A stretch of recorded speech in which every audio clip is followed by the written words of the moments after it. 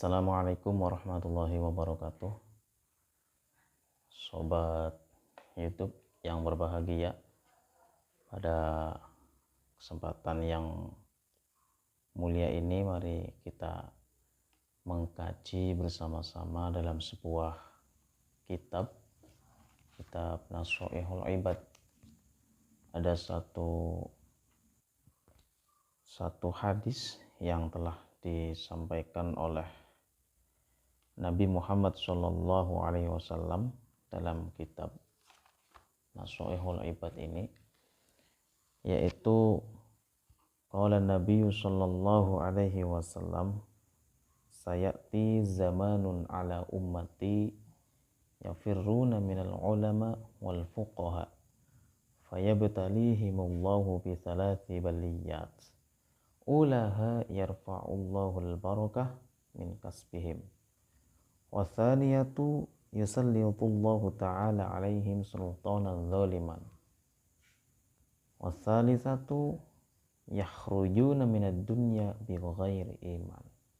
Akan datang sebuah zaman pada umatku, kata Nabi, di mana umatku itu pada lari dari ulama dan ahli fikih.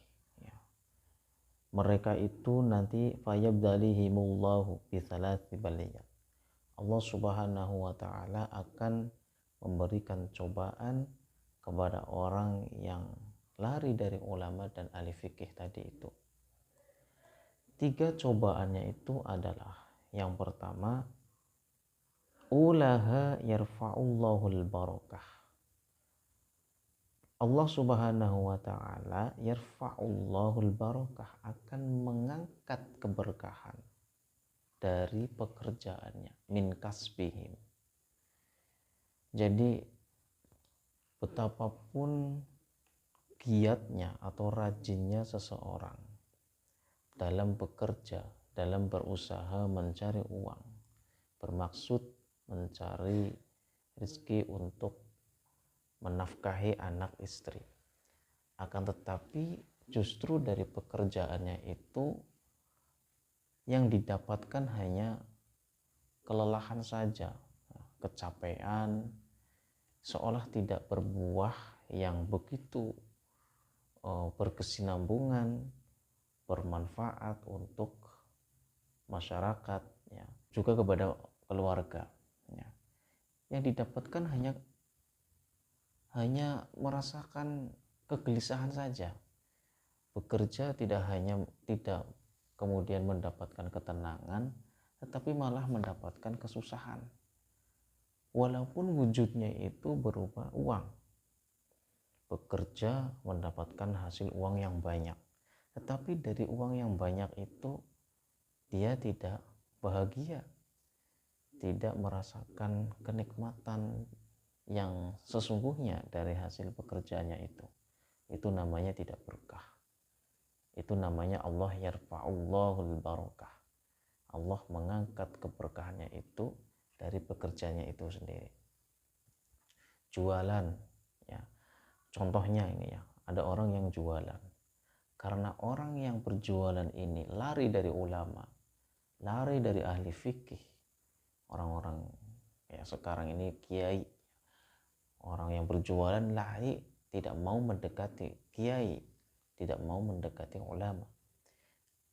Ya sudah, dia tidak tahu tentang hukum, tidak tahu tentang ini halal, ini haram. Maka akhirnya dia menghalalkan segala cara. Menimbang beras, ternyata timbangannya itu diberatkan. Yang ini yang menjadikan kemudian merugikan bagi yang membeli. Nah, ini tidak tahu atau enggak mau tahu, saya kurang tahu itu ya. Artinya apa? Orang tadi yang saya contohkan, penjual tidak memperhatikan rambu-rambu Islam, yang kemudian Allah membalasnya atas perlakuannya itu tadi, sehingga tidak merasakan kebermanfaatan untuk diri sendiri, keluarga, apalagi orang lain. Nah, ini namanya tidak berkah. Yang namanya berkah itu selalu bertambah, kenikmatannya bertambah, kebahagiaannya bertambah, kesenangan dengan keluarganya bertambah, ibadahnya rajin, ya, semakin bertambah semakin giat. Ini yang namanya berkah. Ya, maka cobaan yang pertama orang yang lari dari ulama atau dari ahli fikih tadi itu, keberkahannya akan diangkat. Kemudian yang kedua adalah wasaniyatu yusallitullahu ta'ala alaihim sultanan zalima. Orang yang lari dari ulama atau dari ahli fikih, mereka akan dicoba oleh Allah Subhanahu wa taala alaihim sultanan zaliman, akan dicoba diberi seorang pemimpin yang zalim. Ya. Karena lari dari ulama, ya, Allah Subhanahu wa taala akan mencobanya memberi pemimpin yang ternyata pemimpinnya zalim. Ya, ada seorang rakyat misalkan. Rakyat tidak mau ngaji, tidak mau berhubungan dengan ulama. Ternyata Allah Subhanahu wa taala akan menjadikan pemimpin dari rakyat itu tadi pemimpin yang zalim, pemimpin yang semakin brutal, yang semakin tidak mengetahui, tidak mau tahu terhadap rakyatnya.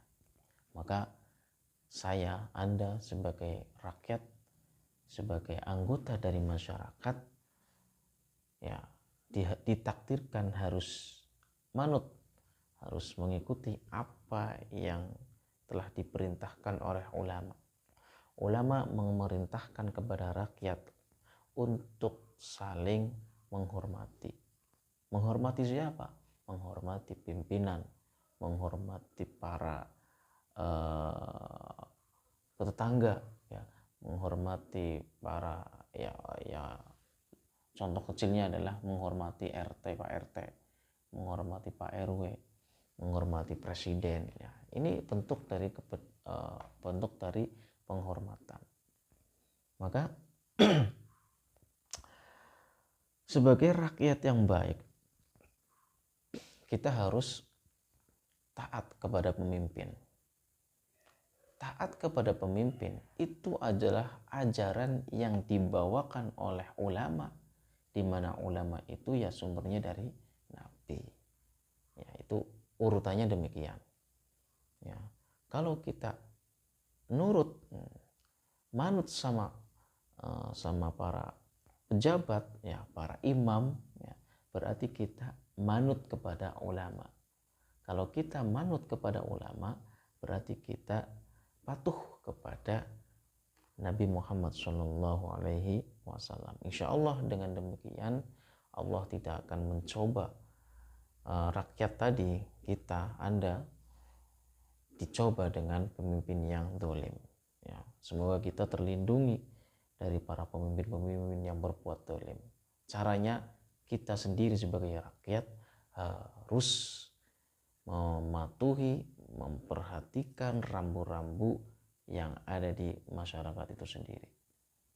Kemudian yang ketiga, cobaan yang akan diterima oleh orang yang lari dari ulama atau ahli fikih adalah yakhrujuna minad dunya bighairi iman. Mereka akan keluar dari dunia, artinya mati, meninggalkan dunia dalam keadaan tanpa membawa iman. Ini yang paling berat ujian yang akan diterima. Na'udzubillah summa na'udzubillah. Akan mati dalam keadaan su'ul khatimah. Karena apa? Hatinya selama hidupnya tidak pernah diberi santunan rohani, keilmuan, keislaman. Maka itu akan menjadikan hati kita gelap, jauh dari ulama. Itulah 3 cobaan yang akan diderita oleh orang yang jauh atau menjauhi ulama dan ahli fikih. Semoga kita menjadi orang yang terus mengikuti ulama dan ahli fikih. Demikian, terima kasih. Assalamualaikum warahmatullahi wabarakatuh.